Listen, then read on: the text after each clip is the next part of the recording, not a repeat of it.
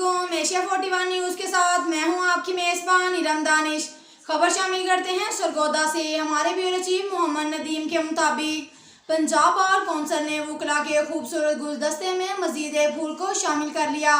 Punjab bar council ने जुल्करनैन हैदर को बाज़ाब्ता licence का इजरा कर दिया। दीगर वकला कमेटी और सिविल सोसाइटी के रहनुमाओं ने जुल्करनैन हैदर को मुबारकबाद पेश की और नेक ख्वाहिशात का इजहार किया। चेयरमैन इलेक्ट्रॉनिक कैमरामैन एसोसिएशन सागर आरफ ने भी मुबारकबाद पेश की। उन्होंने कहा कि जुल्करनैन हैदर अवाम की फलाह बहबूद के लिए हमेशा हक और सच के साथ देंगे। अब तक के लिए इतना ही काफ़ी है। मिलते हैं अगले बुलेटिन में, हमारे साथ रहिएगा। अल्लाह हाफिज़।